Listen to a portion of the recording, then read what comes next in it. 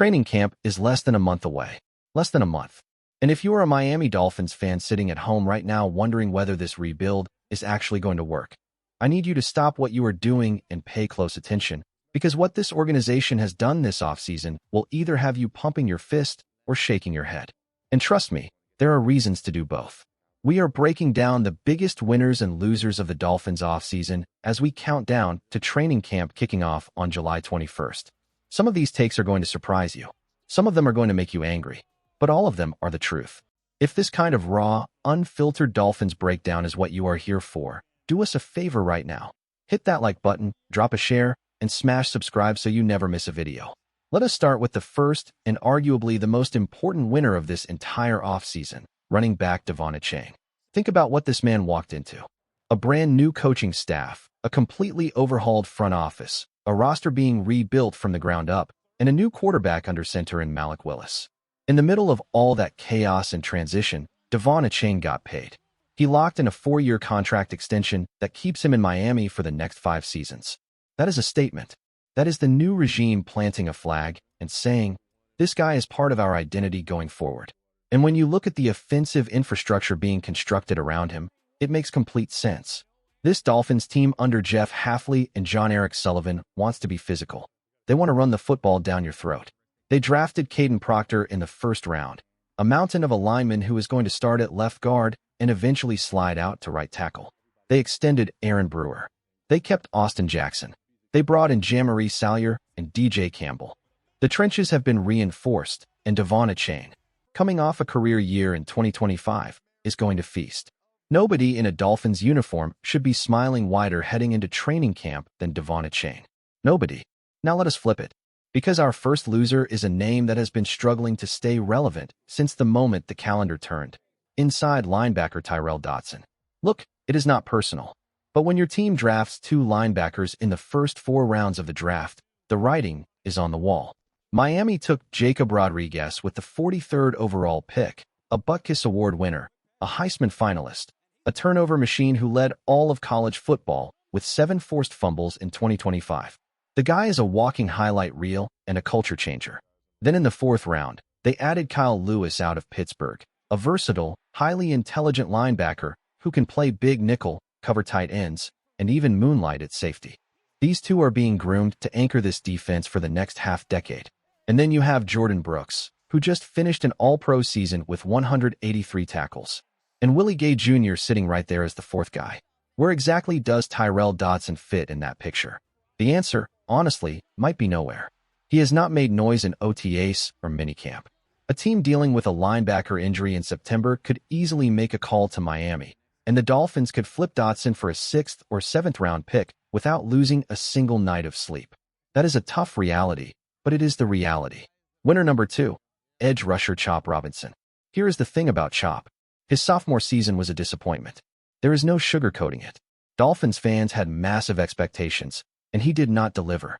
So heading into this offseason, there was a real question about his future in Miami.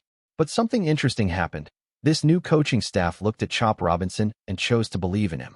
Jeff Hafley, John Sullivan, defensive line coach Austin Clark, they have all spoken positively about what they see in Chop.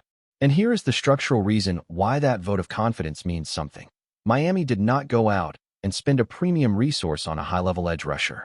They took Trey Moore in the 4th round. They grabbed a couple of late-round flyers, but they did not invest big at the position. Whether that is a calculated risk or a mistake, we will find out. But what it does is clear the lane for Chop Robinson to reclaim his status as a foundational piece of this defense. This is his moment. If Chop bounces back and plays at the level his talent suggests he is capable of, Miami picks up his 5th-year option and they might even extend him. But if he struggles again, his future with this franchise gets very cloudy, very fast.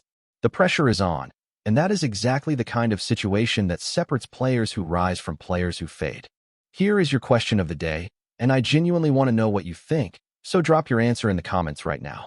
Do you believe Jonah Savaiania's PFF grade will be above or below 50 this season? Type more if you think he clears it. Type less if you think he flops again. I want to see where Dolphins fans stand on this one. Speaking of Jonah Savaiania, he is actually our next winner. And yes, I know that might raise some eyebrows. Last season was genuinely painful to watch. Jonah was arguably the worst offensive lineman in professional football. That is not an exaggeration. It was embarrassing.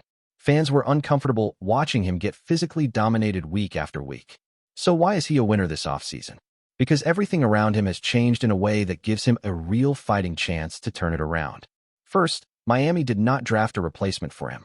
Caden Proctor is the long-term solution at right tackle, not the replacement at guard. Second, and this is crucial, Jonah is moving back to right guard, the position where he played the majority of his college snaps at. He was not a left guard in college. He was asked to do something unnatural last season, and it showed. Third, this new coaching staff has spoken encouragingly about him throughout the spring. Combine all of that, the natural position move, the new scheme, the new mentorship, and there is a legitimate path for Jonas Avainia to have a vastly improved 2026. I am not saying he is going to be a Pro Bowler, but being anything better than rock bottom is attainable. And right now, that is enough to qualify him as a winner. Loser, offensive tackle Austin Jackson. This one is not really a surprise, but it is still worth acknowledging. While Achane got his long-term commitment, Austin Jackson got a restructured contract that essentially signals the end of his time in Miami. Back-to-back seasons where he played only half the year due to injury. A new front office with no emotional attachment to him. A franchise first-round pick in Caden Proctor who projects to be the long-term bookend at right tackle opposite Patrick Paul. The math just does not add up for Austin Jackson having a future here beyond 2026. And honestly, if a contending team hits a wall at offensive tackle before the October trade deadline, Miami should absolutely pick up the phone and get whatever they can for him. A fifth-rounder would be a perfectly acceptable return. This is almost certainly his final season in a Dolphins uniform. Winner, tight, and Greg Dulcich. Monday's breakdown on Dulcich got people fired up, and rightfully so. This guy quietly had a strong finish to last season, and the Dolphins rewarded him with a one-year, $25 million deal, making him the second highest-paid player the organization signed this offseason behind Malik Willis. Think about that for a second. Out of everyone on this roster, Dulcich was the second biggest contract handed out. That is not an accident. That is a signal. Reports out of OTAs and minicamp are that Greg Dulcich has become Malik Willis's #1 target. The chemistry is there. The comfort level is there.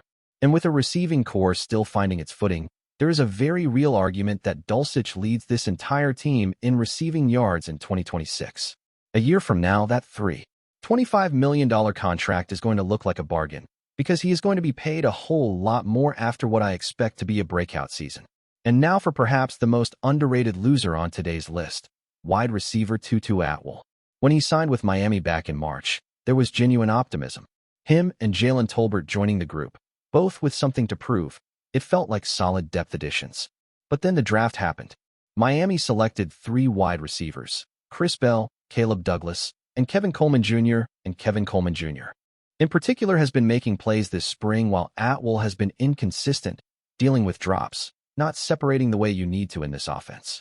Now, Chris Bell is expected to start training camp on the PUP list, which buys Atwell a roster spot for now. But make no mistake, he is on the bubble.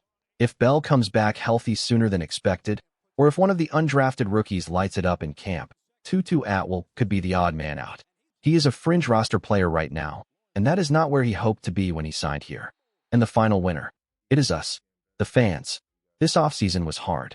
Releasing Bradley Chubb, moving on from Tua Tagovailoa, trading Jalen Waddle, watching Tyreek Hill's era come to an end, Mike McDaniel out, Chris Greer out. None of that was painless, but it was the right call. The cap was a disaster. The roster construction was broken, and Stephen Ross made the difficult but necessary decision to burn it down and rebuild it properly. Now you have John Eric Sullivan in the front office, Jeff Hafley leading the team, and Malik Willis under center with a contract structure that does not handcuff this franchise if he does not work out. And even in the worst-case scenario, even if Willis underperforms, Miami has the cap flexibility, the draft capital, and the organizational structure to go get a franchise quarterback in 2027. This team is being built the right way. Training camp is less than 4 weeks away. Real football is almost here. Here is my final question for you. Who on this Dolphins roster are you most excited to watch this training camp? Drop it in the comments. Let the debate begin. Subscribe and keep watching, because we are just getting started.